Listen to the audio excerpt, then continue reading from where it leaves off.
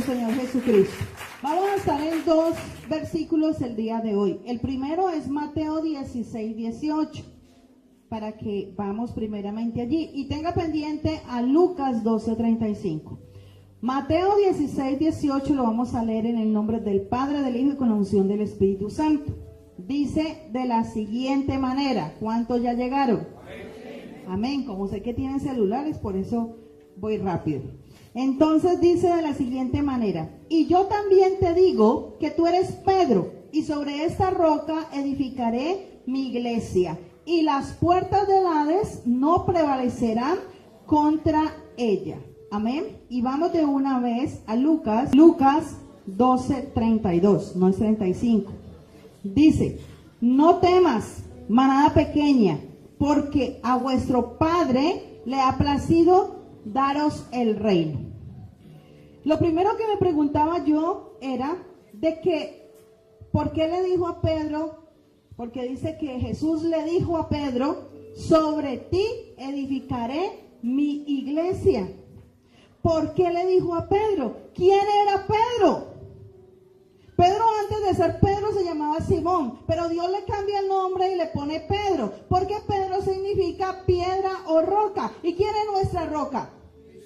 Cristo. Y a él le da una orden y le dice: sobre ti edificaré la iglesia. Pero entonces me puse a mirar la vida de Pedro, porque quise saber por qué se ganó ese privilegio. Pedro tan grande del Señor, y que lo hubiera escogido a él entre los 12. Y entonces voy y miro la historia de Pedro, y entonces veo cómo Pedro era un hombre violento. ¿Sabía que usted que era violento? Y que le cortó la oreja a uno de los guardianes. Era un hombre violento. Primer requisito de Pedro. Si lo miramos, pues no sería apropiado, ¿no? Para que el Señor le hubiera dicho eso. Segundo, Pedro se desviaba del propósito por miedo. Cuando Pedro lo ve en las aguas y ve que el Señor viene, le dice: Señor, si tú eres, manda que yo vaya allá. Y entonces, todo emocionado, Pedro sale de la barca y empieza a dar pasos, y de un momento a otro, cuando él empieza a mirar las olas y descuida su mirada de Cristo, entonces él se empieza a hundir. ¿Qué me muestra eso? Que Pedro se estaba apartando del propósito de Dios. Pero con todo y eso, el Señor le dice que sobre él levantará la iglesia. Dice también que Pedro acostumbraba a hacer las cosas en las fuerzas de él. Resulta de que él andaba con el maestro, pero un día le dijo a los otros discípulos: vámonos a pescar. No esperó el maestro. Se montó en la barca, se fue a pescar toda la noche. ¿Y qué pescó? Nada. Y cuando llegó a la orilla, ¿qué pasa? El maestro le dice: echa nuevamente la barca para adentro y echa la red. Señor, pero ya venimos de toda la noche a pescar y no hay absolutamente ni un pez allí. Echa, le contradecía el Señor: echa, móntate y echa mar adentro y echa la red. Y entonces vemos cómo Pedro le gustaba hacer las cosas en las fuerzas. Pero a pesar de eso, Pedro recibió allí su milagro. Vemos a un Pedro que era imprudente. Y entonces lleva el Señor a Pedro, a Jacobo y a Juan a la transfiguración. Y apenas Pedro está viendo cómo aparece, viene Moisés y Eliseo y Elías. Y entonces viene Elías y el Señor se transfigura. Y Pedro no espera ver la visión. Imprudentemente le dice: Señor, hagamos 3 enramadas. Y en lugar, Pedro, que todavía no terminaba aquí. Era imprudente Pedro. ¿Sabía usted eso? Pedro niega 3 veces al Señor Jesucristo. Y el Señor le dice que antes de que el gallo cante 3 veces, lo habrá negado 3 veces. Y entonces llega y dice: no, ¿cómo se te va a ocurrir? Testarudo. Y aparte de eso, lo negó. Entonces vemos a Pedro que tenía una cantidad de cualidades que no representaban las cualidades de un siervo del Señor, para que el Señor le dijera: sobre ti edificaré mi iglesia. Pero sabe que Dios no estaba mirando eso en Pedro, porque Dios mira más allá de lo que mira el hombre. Y Pedro pudo haber sido imprudente, Pedro pudo ser un hombre que le faltó fe, Pedro pudo ser una persona que a lo mejor desviaba su Cristo. Pero ¿qué pasaba con Pedro? Pedro con todo y eso no dejaba de seguir al maestro. ¿Sabía usted eso? Él no dejaba de seguir al maestro. Y entonces, al día de hoy, así hay mucha gente en la iglesia, igualita a Pedro. Pero ¿sabe que Dios sabía que el Espíritu Santo podía hacer una obra grande y perfecta en la vida de Pedro?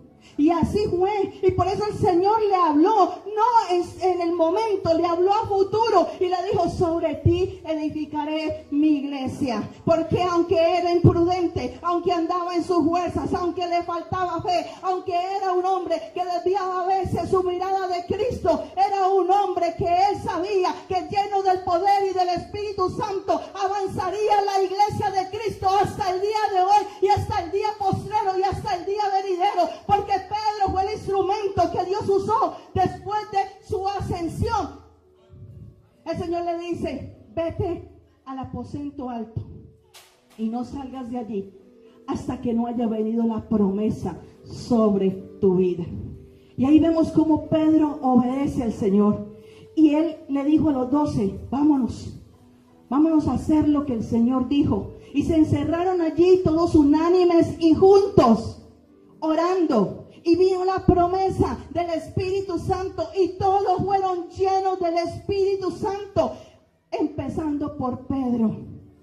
Y el Espíritu de Dios transformó la vida de Pedro, porque Pedro dejó el temor. Pedro ya no le dio más miedo, salió de allí a predicar, me dice la palabra, el evangelio del arrepentimiento, de la conversión. Salió de allí y se ganó 3,000.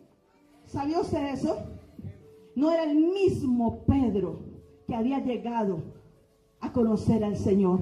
Este era otro Pedro. Asimismo, iglesia, contigo y conmigo, tal vez tú has llegado a la vida del Señor con muchos defectos, tal vez con muchos pecados, tal vez en tu razonamiento, tal vez en tu terquedad, tal vez tienes muchas cosas parecidas a Pedro, pero hoy te dice el Señor: tú estás aquí porque yo te he traído, tú estás aquí porque yo te he llamado. Y al igual que le dije a Pedro: sobre ti levantaré mi iglesia, porque tú eres la iglesia del Señor. Todos los que estamos aquí somos el templo del Espíritu Santo. Amén. Eso que usted ve aquí es un recinto de reunión. Pero mire, señálese así, diga: yo soy la iglesia. Yo soy el templo del Señor. Y dice que aparte de eso, le dijo que sobre él le edificaría la iglesia. Pero también le dice a Pedro allí que las puertas del Hades no prevalecerían contra la iglesia. ¿Qué le estaba diciendo a Pedro? No tengas miedo, mayor soy yo que él, mayor soy yo que estoy contigo que el que está en el mundo. Iglesia, tú puedes venir a los pies del Señor con muchos problemas, con muchas dificultades, y hoy te dice el Señor: deja el temor, porque las puertas del Hades no prevalecerán contra tu vida, no prevalecerán contra tu familia, no prevalecerán contra tus hijos, no prevalecerán contra tu finanza, no prevalecerán contra tu salud. El diablo no te puede tocar, iglesia, porque el mayor es el que está con nosotros que el que está fuera de nosotros. Eso le estaba diciendo el Señor a Pedro. Y Pedro lo entendió. ¿Sabía usted eso? Pedro lo entendió. Y entonces vemos que después de la ascensión, el Señor le dice algo que también me parece un acontecimiento importantísimo en la vida de Pedro. Y dice: Pedro, ¿me amas? Le dijo la primera vez: Pedro, ¿me amas? Apacienta mis corderos. Señor, tú sabes que te amo. Pedro, ¿me amas? Apacienta, pastorea mis ovejas. Pedro, ¿me amas? Apacienta mis ovejas. Y por último, Pedro le dice: tú lo sabes todo. Hoy el Señor nos dice lo mismo. Iglesia, ¿me amas? Predica mi nombre. Iglesia, ¿me amas? Comparte lo que yo he hecho contigo. Iglesia, ¿me amas? Y a ganar las almas. Porque yo estoy contigo y el diablo no te va a poder tocar. Porque cuando tú me sirves, cuando tú predicas mi palabra,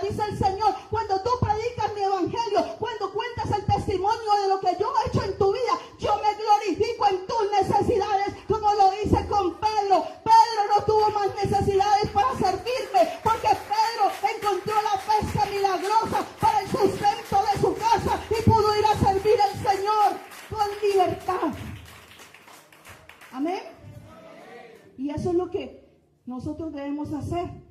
El Señor le preguntaba a Pedro, ¿me amas? Y él le decía, sí, Señor. Hoy el Señor nos dice, iglesia, ¿me aman?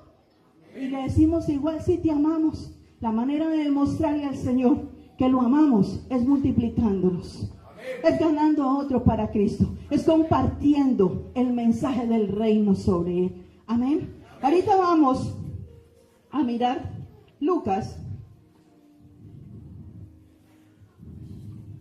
Vamos a Lucas 12:32, que es la otra parte. No temáis, manada pequeña, porque vuestro Padre le ha placido darnos el reino. ¿Saben que nosotros somos una manada pequeña? Tenemos 2 años y somos una manada pequeña para el Señor. Pero hoy el Señor nos está dando esa palabra proféticamente de que no tengamos temor. ¿Por qué? A Él le ha placido darnos el reino. Amén. El reino de Dios se ha acercado a nosotros. ¿Y qué es el reino? Porque, sí, gracias Señor por el reino. ¿Y no sabe usted qué es el reino? Pues hoy le vengo a enseñar qué es el reino. Reino es que el Señor trae orden a tu vida. Todo lo que está desacomodado, todo lo que está torcido, todo pie que anda entre un sí y otro no, y un día sí y otro no, Dios lo acomoda, porque lo primero que hace el reino en cada individuo es traer orden a tu vida, orden a tu casa, orden en tu familia. El reino trae influencia. ¿Sabía usted eso?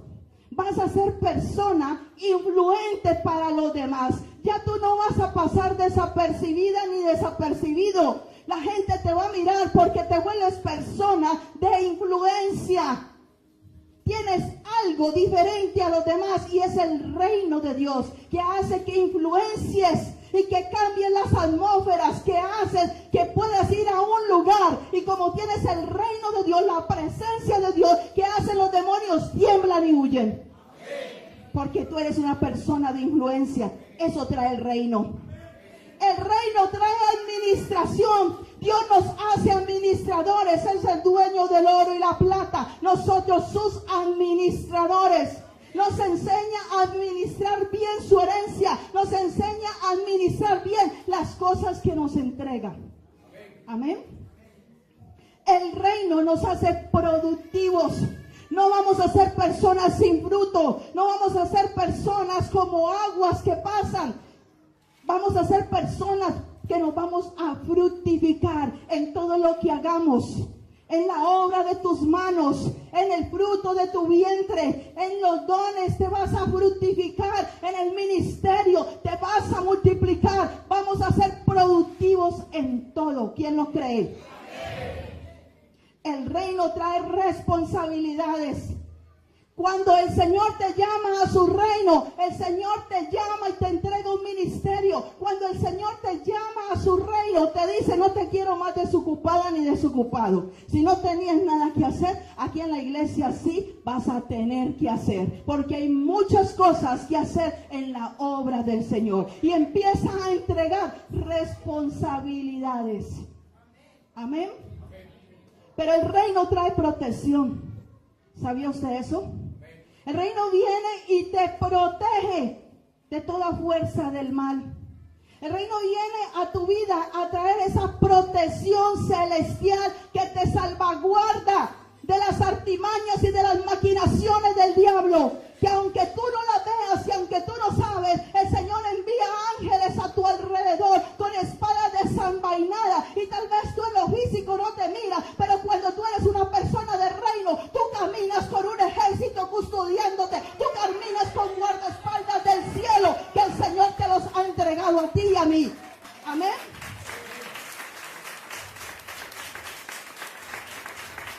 El reino te da autoridad. Iglesia, el reino te da autoridad y poder de Dios. ¿Autoridad para qué? ¿Para andar gritando y andar insultando a los demás? No.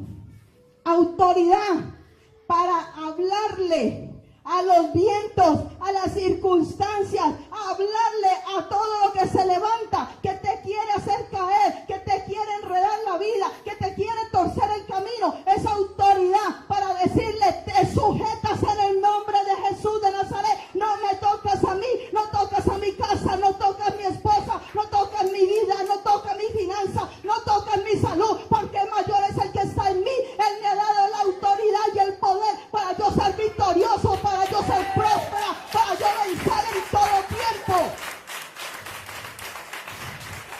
Eso trae el reino.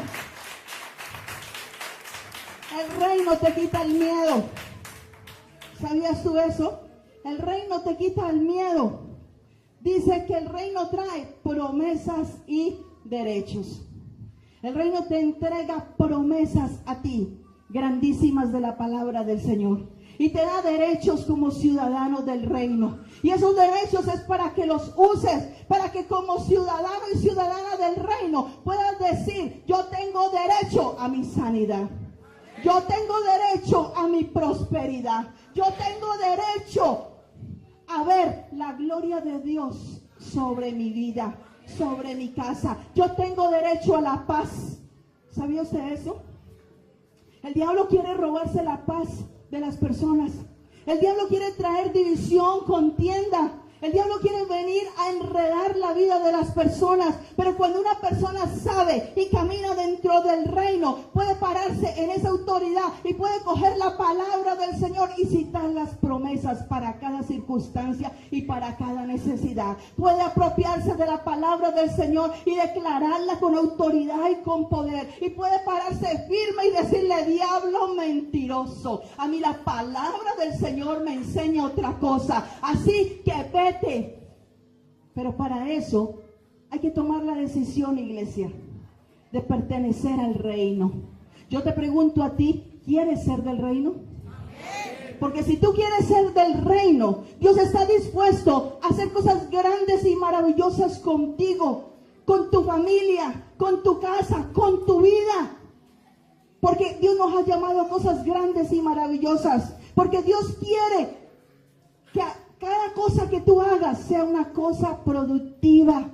Dios quiere alejar los enemigos que tienen atormentada tu vida. Dios quiere hacerte libre.